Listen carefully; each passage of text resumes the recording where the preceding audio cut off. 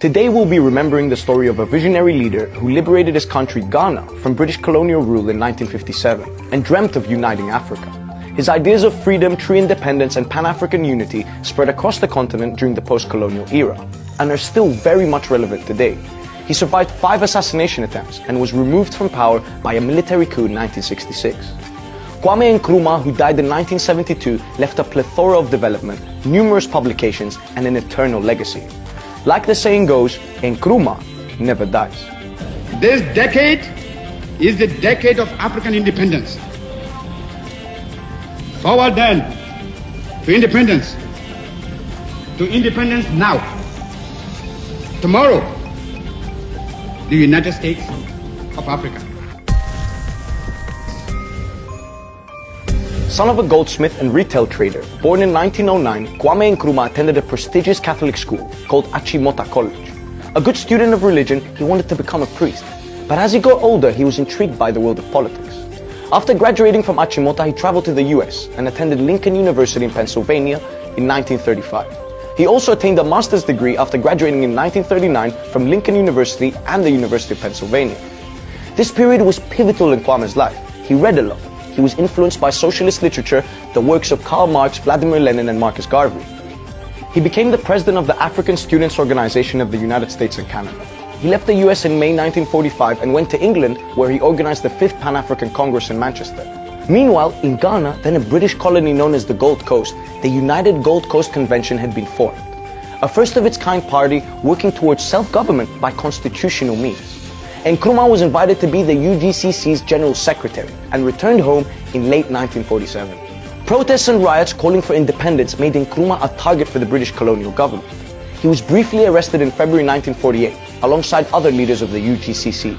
A split eventually occurred in the party, and in 1949, Nkrumah formed the new Convention People's Party, committed to a program of immediate self-government. Starting in 1950, Kwame pushed for a campaign of positive action, with non-violent protests, strikes and a boycott of British colonial authorities and business.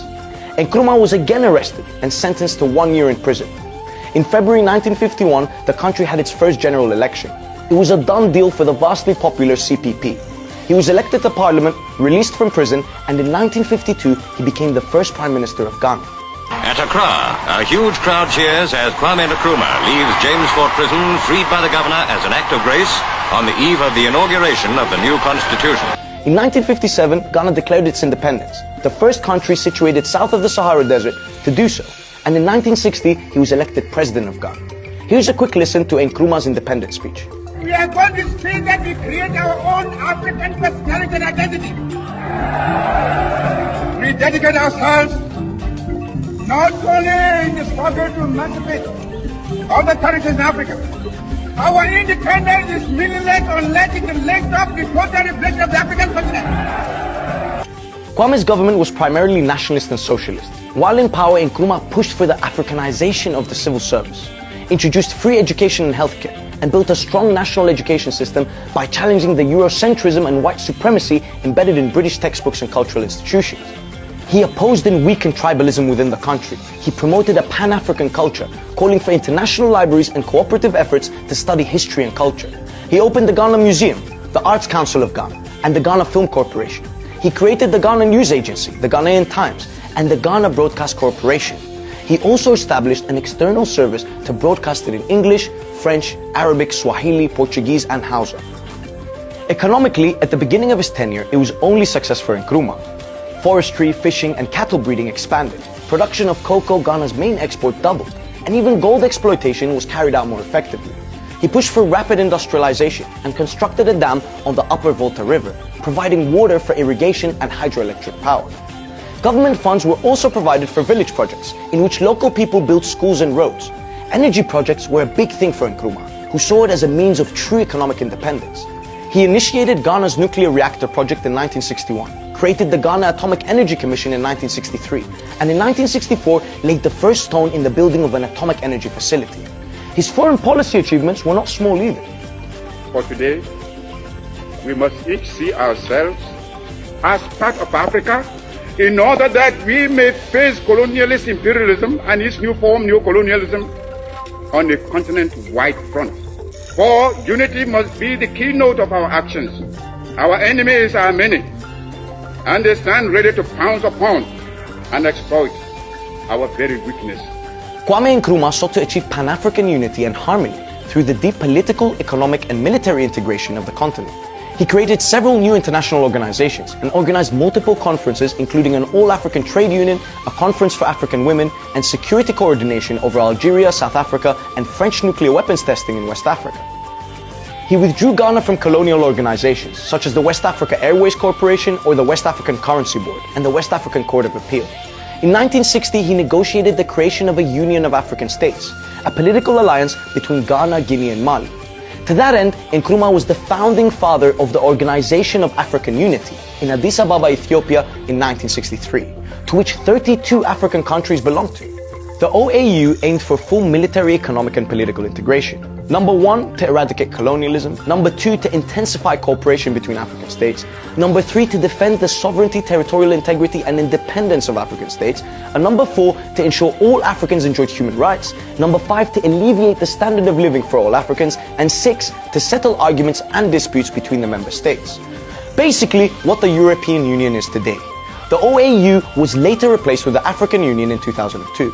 As a socialist, his visits and alliances swayed eastwards. A tour of Eastern Europe, the Soviet Union, and China meant that he was in the not-so-favored in Washington camp. He was deemed a threat that could spread Soviet influence across the continent and counter Western military, economic, and cultural hegemony across Africa. We cannot, under any circumstances, allow imperialists and new colonialists to interlock with traitors in our midst to deflect us from the path of duty and progress. But the reality is, for all his good deeds, many argue that his focus on external matters meant that he made some big mistakes at home. Ghana went into debt to build the dam on the upper Volta River, and even more debt when launching its developmental programs. He sent aid and military units to several African countries, including the Congo, Guinea, and Rhodesia, adding more debt to his administration's bill and country's economy. Assassination attempts against him meant that the Internal Security Service increased in size and power. Early in 1964, Ghana was officially designated a one-party state with Nkrumah as president for life of both nation and party. Ghana's opposition saw that as an abuse of power. An economic crisis in Ghana caused by debt, foreign spending, misallocation of funds, and declining cocoa prices worsened, and shortages of foodstuffs and other goods became chronic. His popularity was dwindling, not only among the elite, but by the everyday people. General strikes and protests were a clear indication. In February 1966, while on a state visit to North Vietnam and China, the army and police in Ghana seized power. Upon his return, Nkrumah found asylum in Guinea, where he spent the remainder of his life. He died of cancer in Bucharest, Romania in 1972. So one unusual and random fact about Kwame, he was married to an Egyptian Coptic woman called Fathia Rizq. He married her on the evening of her arrival in Ghana on New Year's Eve, 1957-1958. The man was not messing around. He's also featured in a track by British grime musician Stormzy, introducing him to a whole new generation. Look in my eyes, see Kwame Nkrumah. That's a real presidential black man. Real revolution starter.